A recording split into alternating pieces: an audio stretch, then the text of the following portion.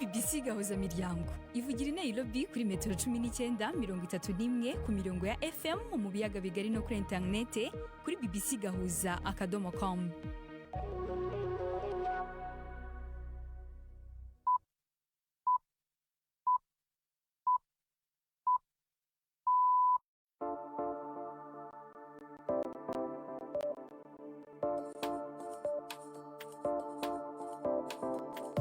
Ni saa moya n'igice z'ijoro i Nairobi, ni saa 12 n'igice z'umugoroba mu Burundi no mu Rwanda. Muri kumwe na Latifa Mutesi. Mwiriwe neza abakunzi ba BBC gahuza miryango, mbe kaza makuru yo kuri uyu wa gatanu tariki ya 24 ukwezi kwa karindwi uyu mwaka wa 2026. Izi ni zimwe mu ngingo z'ingenzi amakuru yacu agiye kwibandaho. Mu Rwanda ese ubuhinzi bukozwe kinyamwuga bushobora kugira uruhare mu izamuka ry'ubukungu? Ubuhinzi ngembo narakazi abenshi barava no mu kazi ka leta cyangwa mu kandi kazi k'imishinga bakagana ubuhinzi.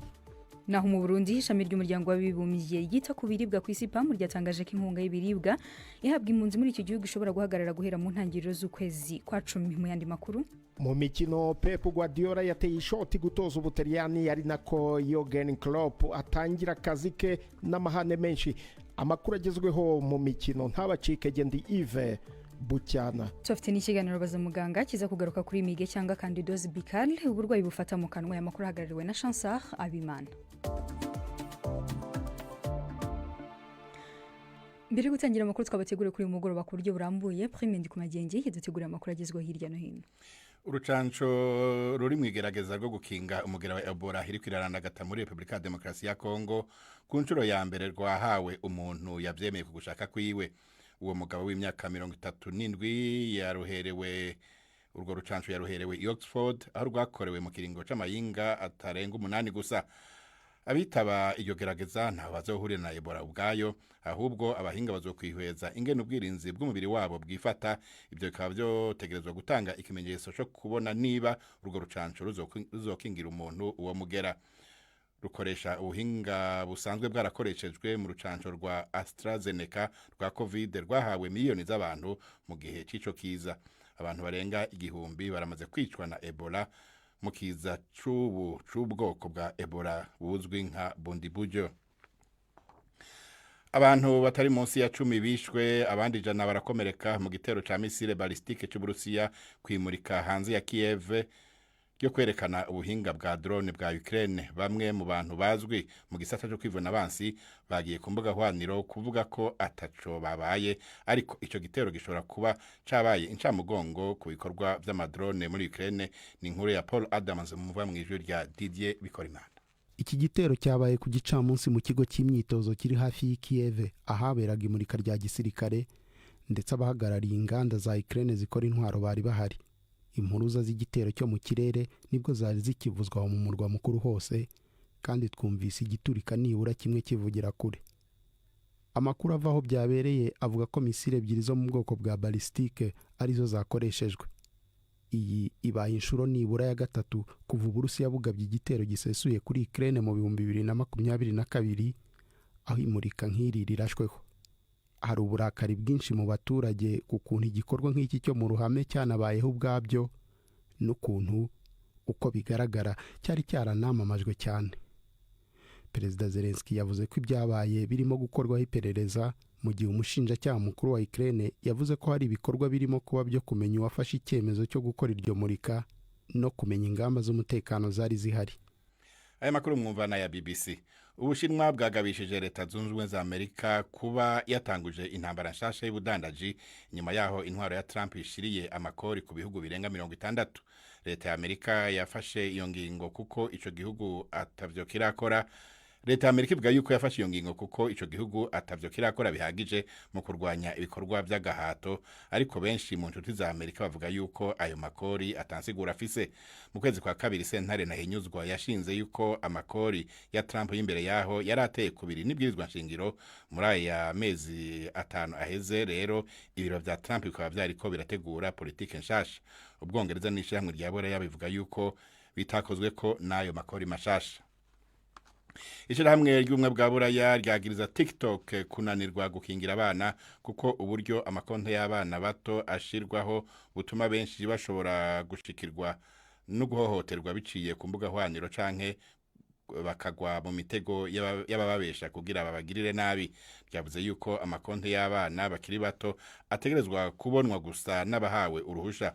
Umukuru w'ishirahamwe ry'umwe bwa Buraya mu vy'ubuhinga yavuze yuko gukingira abana bidakwiye kuba ikintu umuntu yihitiramwo, ahubwo ko bikwiye kuba uburyo busanzwe bushirwaho mu ntango.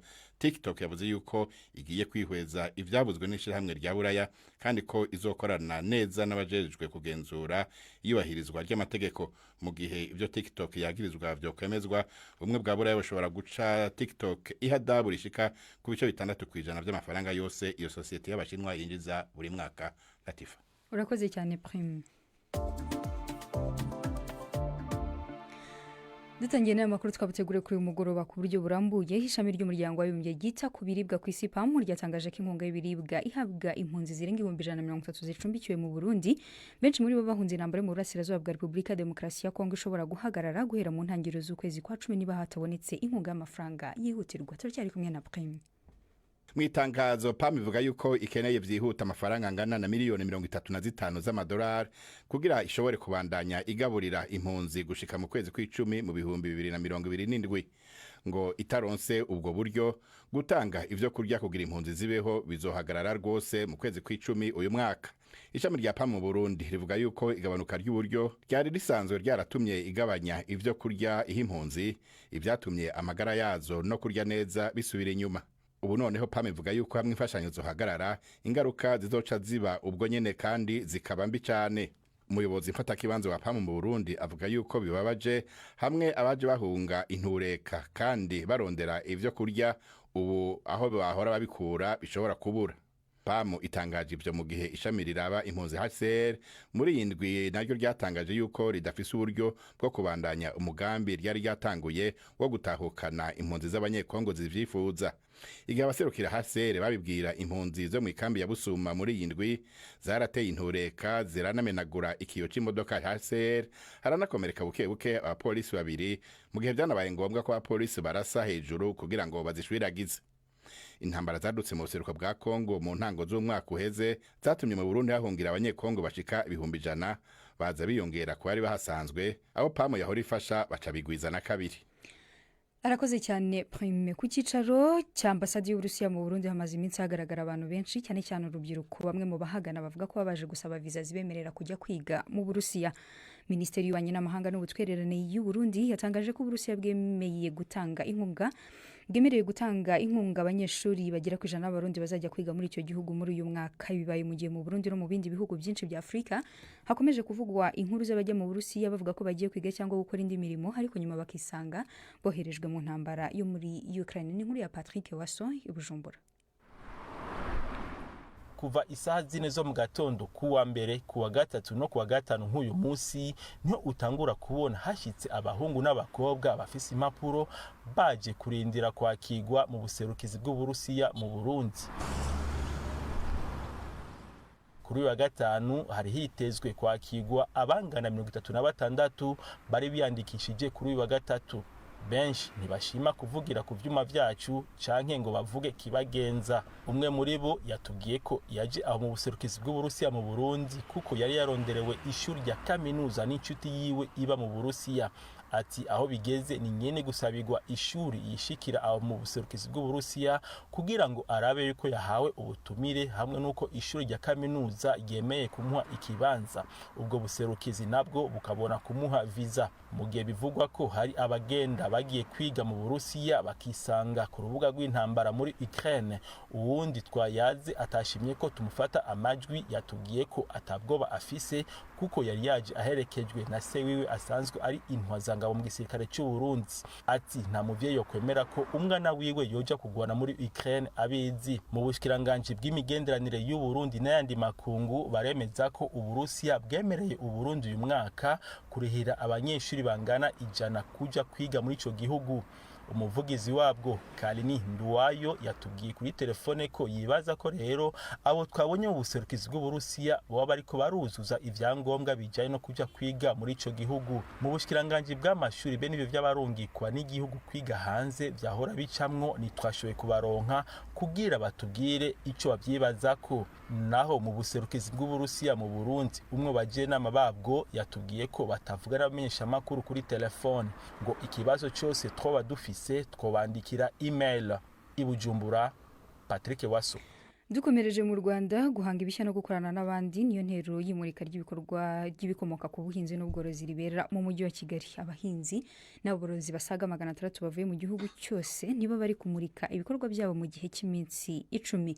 U Rwanda ruvuga ko ubuhinzi bukozwe kinyamwuga bushobora kugira uruhare mu izamuka ry'ubukungu, gusa haracyariho ikibazo cyo kubona igishoro kuko amwe mu mabanki agitinya gushora imari mu buhinzi. N'inkuru ya Jean Claude Mwambutse.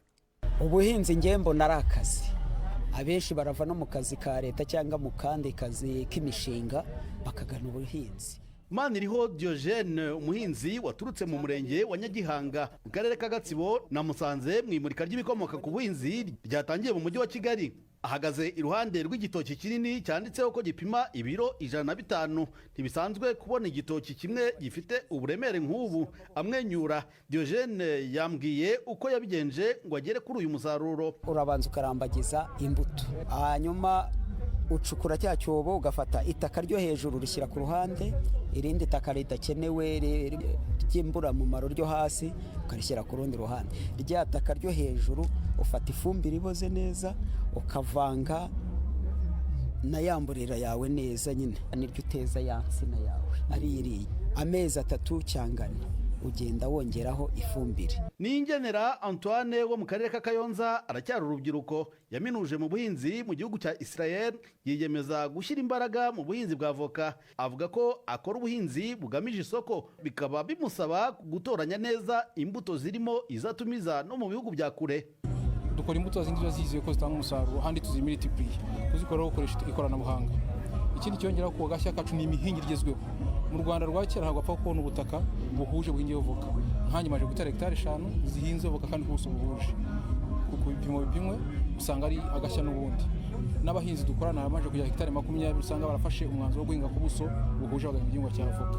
Leta y'u Rwanda ivuga ko ubuhinzi bukwiye gukorwa n'abanyamwuga. Uru n'urwego rukenera gushorwamo imari, kandi amabanki cyane cyane akomeye akaba gitinya gushora imari mu buhinzi.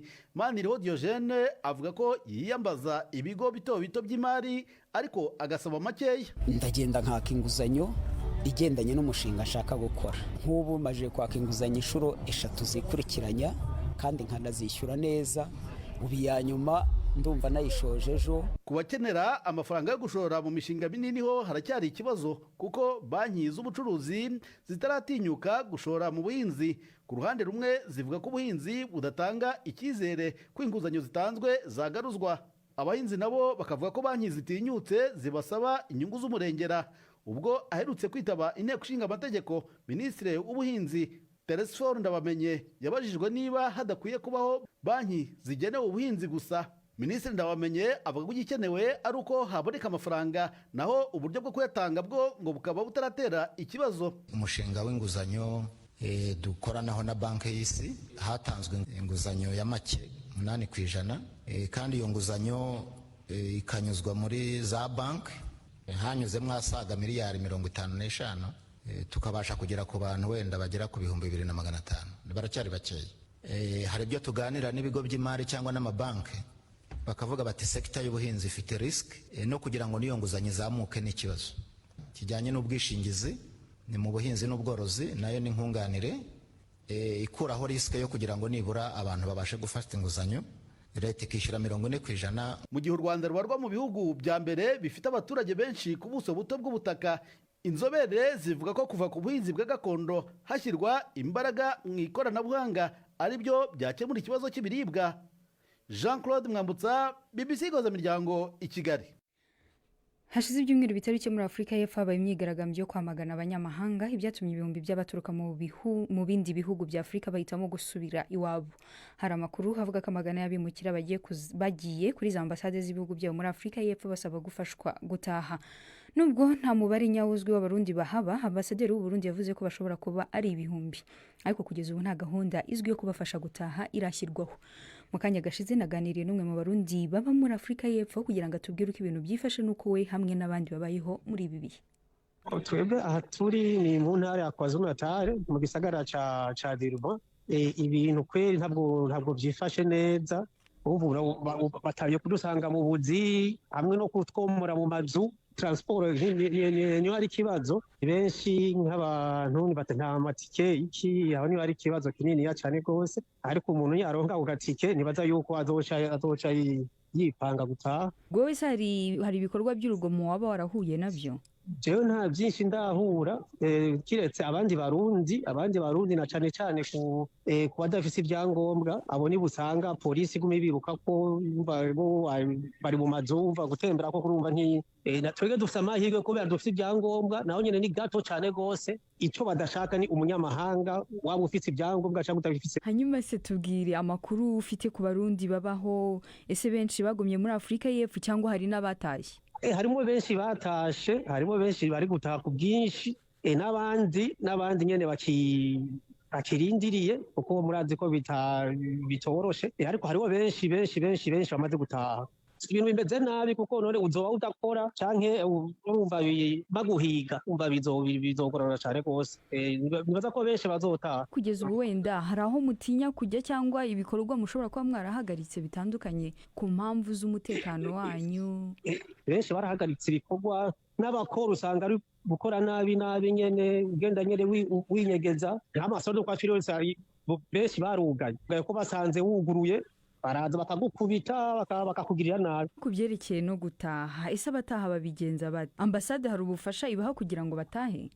Ambasade irafasha kuufise itike, iragufasha ikaguha urupapuro rw'inzira, ariko no kwita laissez-passer, hanyuma urupapuro nirwo rugufasha gutaha.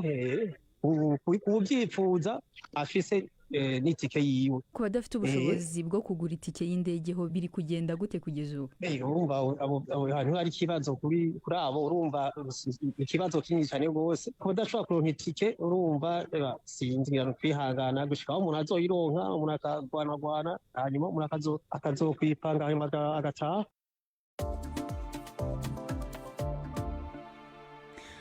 Mu kiganiro Imvo n'Imvano cyo ku munsi w'ejo tuzabwira ko perezida wa FIFA Gianni Infantino avuga ko iri shyirahamwe rigiye kuganira ku kwagura imikino y'igikombe cy'isi kageza ku makipe 68 guhera mu mwaka wa 2030. Bamwe mu basesenguzi b'umupira w'amaguru babona ko kongera umubare w'amakipe kwa FIFA bigamije ubucuruzi, ariko kandi kuyongera cyane bigasaba ubushishozi kugira ngo bidatakaza uburyohe bw'umupira. Bayingana François yabaye myugariro wa Rayon Sport mu myaka ya za 80, ubu atuye muri Amerika. Ubundi harimo amakipe yo kwabonaga atari ku rwego rushimishije, ngiye nkabona biterwa cyane nuko n'ibyo bakoze by'uko ibyo bisigaye FIFA isigaye ikorera amafaranga menshi, ubona ko ari business baba bakora. Yego ko harimo amakipe babonaga atarakwiye kuba ari hariya.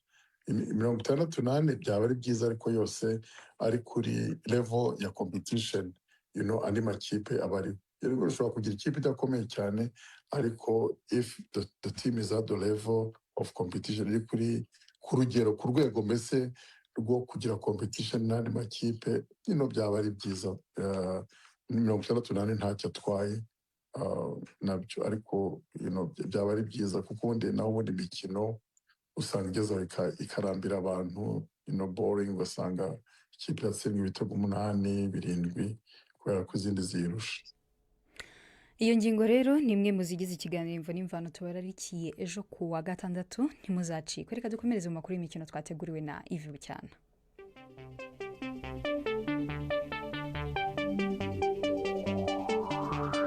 Imikino kuri BBC yahuza imiryango. Abajuje mwese bakunze imikino kuri BBC. Mpere mu Rwanda, irushanwa rya Sekafa Kagame Cup ryatangiye ku kibuga cy'Amahoro i Kigali. Mu kanya rurambikana hagati ya APR FC na Gor Mahia yo mu gihugu cya Kenya. Amakuru aturuka mu Butaliyani aravuga ko Pep Guardiola yanze umwanya wo kuba umutoza w'ikipe y'igihugu Squadra Azzurra Benjamin Niyokwizerwa.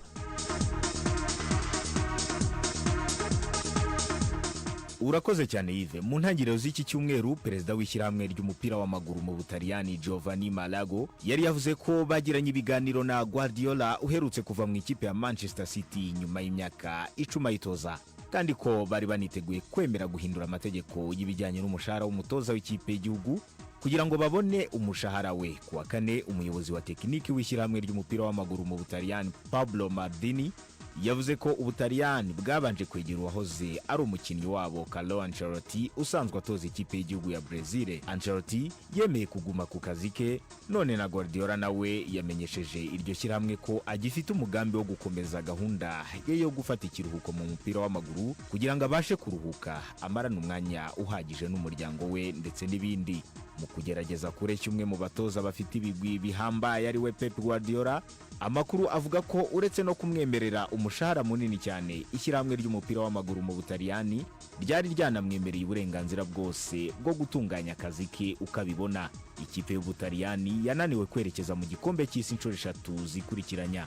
Kwangwa uwo mwanya kwa Pep Guardiola bishatse kuvuga ko uwahoze akina mu kibuga hagati mu Butaliyani Andrea Pirlo ubu utoza ikipe ya Dubai United FC ari we ufite amahirwe menshi yo guhabwa inshingano zo kuyobora Ubutaliyani mu mikino y'amatsinda ya Nations League iteganijwe mu kwezi kwa 9, aho Ubutaliyani buri mu itsinda rimwe n'Ubufaransa, Ububirigi, Turukiya, hanyuma kandi akanagerageza gushaka itike y'imikino y'igikombe cy'Uburayi Euro 2028.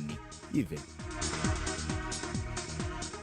Urakoze cyane Benjamin. Ni mu gihe Jurgen Klopp yatangiye imirimo ye y'umutoza mukuru w'ikipe y'igihugu y'Ubudage, aha gasopo abanyamakuru kutivanga mu buzima bwite bw'umuryango we, akangisha kwegura mu gihe ibitangazamakuru bizakora ibinyuranye n'ibyo we yasabye. Uwahoze ari umutoza wa Liverpool yahawe amasezerano y'imyaka 4 ngo asimbure Julian Nagelsmann weguye muri uku kwezi nyuma y'uko Ubudage butsindiwe mu buryo butunguranye na Paraguay muri 32 cy'igikombe cy'isi. Ariko uyu mutoza w'imyaka 59 y'amavuko yatanze integuza ku banyamakuru mu kiganiro cye cya mbere nk'umutoza mukuru w'ikipe y'igihugu y'Ubudage. Ati, niba mwitwaye nabi ntimuha amahoro umuryango wanjye, icyo gihe nzagenda, nzahindukira nigendere. Nzi ko hari ibindi bihugu aho abatoza b'ikipe z'igihugu bafatwa nabi cyane kurushaho. Nkunda akazi kanjye, ariko niteguye buri gihe gufata umwanzuro wo kwegura niba bibaye ngombwa. Amasezerano ya Klopp azageza mu gikombe cy'isi mu mwaka w'2030 kizakirwa ku bufatanye bw'ibihugu bitatu, Espagne, Portugal ndetse na Maroc. Yatangaje kandi ko nta yindi mirimo azakora nyuma yo gutoza ikipe y'igihugu y'Ubudage. Ahandi myugariro wa Crystal Palace Maxence Lacroix agiye kwerekeza mu ikipe ya Chelsea nyuma y'uko amakipe yombi yumvikanye ku giciro kiri hafi ya miliyoni 60 z'amapaundi, aho ateganyijwe gusinya amasezerano y'igihe kirekire azageza mu mwaka w'2032. Uyu Mufaransa w'imyaka 26 wagize uruhare mu kwegukana UEFA Conference League na Community Shield ku ikipe ye ya Crystal Palace aritegura gupimwa ubutarumikwa mu masaha 28 ari imbere. Ayo niyo makuru y'imikino ndabateguriye. Ndi Yves Bucyana. Imikino y'ubwoko bwose.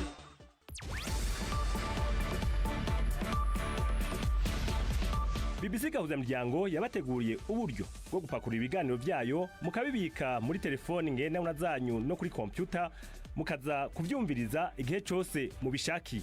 Ibiganiro bya BBC Gahuzamiryango mukunda nk'amakuru, imvo n'imvano, urunana, ikiganiro cy'abagore cyangwa bazamuganga, ubu biraboneka kuri podcast. Ja ku rubuga rwa BBC Gahuzamiryango ariko bbcgahuza.com urondera hari podcast. Amakuru yose y'uburyo podcast ikora n'ukuntu wayishyira muri telefone yawe byose urabisangayo. Pakurura ikiganiro ukunda canke amakuru wumvirize uko ushaka aho uri hose, ntusubire gucikwa na kimwe. Teramana n'ibiganiro bya BBC Gahuzamiryango kuri podcast.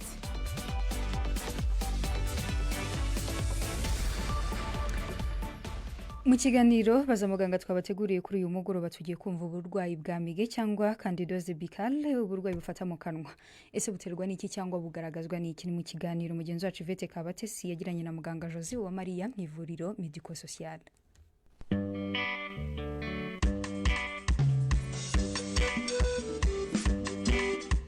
mwiriweho neza. Mige cyangwa candidose bicale ni uburwayi bufata mu kanwa bubabaza cyane ubufite. Bwaba rero buterwa n'iki? Ese bugaragazwa n'iki? None turi kumwe na muganga Jose Uwamariya mu ivuriro Medico Sociale.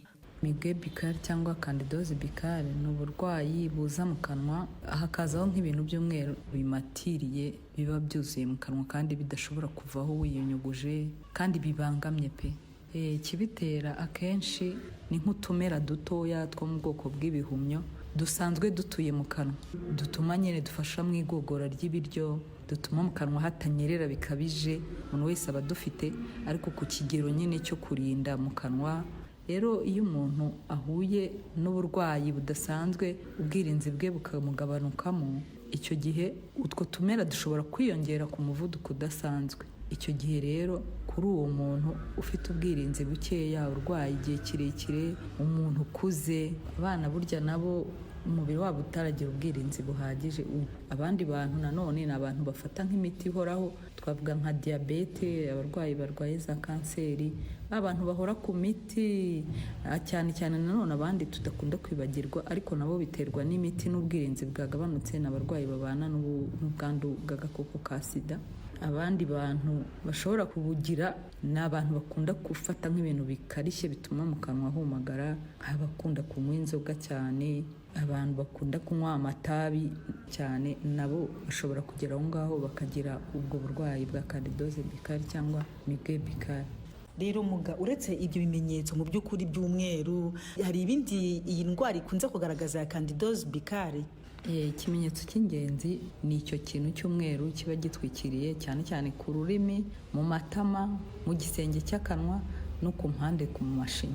Icyo ikimenyetso nicyo cya mbere, ariko hashobora kuzaho utuntu tw'udusebe, kuva amaraso bya hato na hato, kumva mu kanwa hahumuramo nabi, ubundi akajya yumva ameze nk'ufite ikintu cyamunize mu kanwa ku buryo aba yataye apeti. Ubundi hashobora nko kuza iruhande rw'icyo kintu cy'umweru, hashobora no kuzamo ikintu kinoneho gitukura kitari igisebe nyagisebe, ariko ukabona hari nk'ahantu kishushanyije, yaba mu kanwa yaba nko ku ruhande rw'ururimi, kitamurya ariko kiriho gitukura ukuntu, kiba kimeze nk'ahabutse. Ubundi ku buroso yajya kubrosa akumva aratonekara cyangwa hakajya hazamo amaraso. Ikindi kintu kibi cy'indwara ishobora kwandura ku bantu basangiriye nko ku muheha cyangwa ku kindi kintu basangira, cyangwa wenda basomanye, nabwo bashobora kwandura iyi ndwara.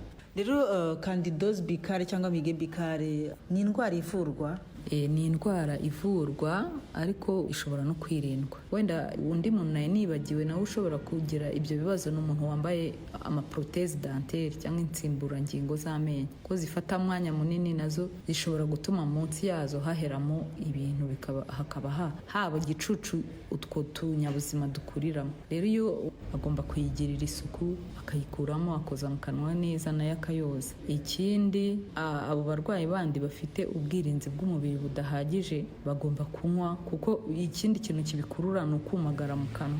Ubundi bakiborosa neza mu gitondo na nijoro, bakiborosa ku buryo za plaque dentaire cyangwa bya bintu bifata ku menyo, iyo hahezemo ibyo bintu byose bimera nk'ifumbire yabyo, twa tunyabuzima cyangwa twa tumera tw'udushampinyo, utwo tuhumyo tumera mu kanwa bikaba byakwiyongera.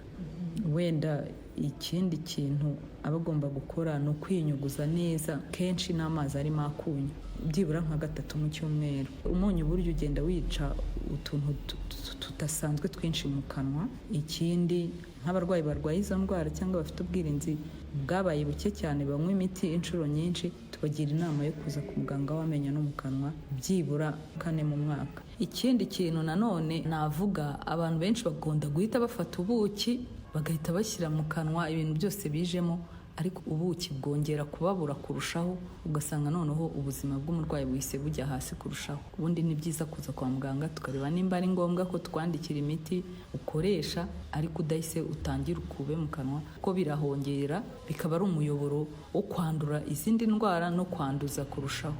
Muganga Jose Uwamariya watubwiraga kuri candidose bicale, uburwayi bukunze kugaragara cyane bufata mu kanwa.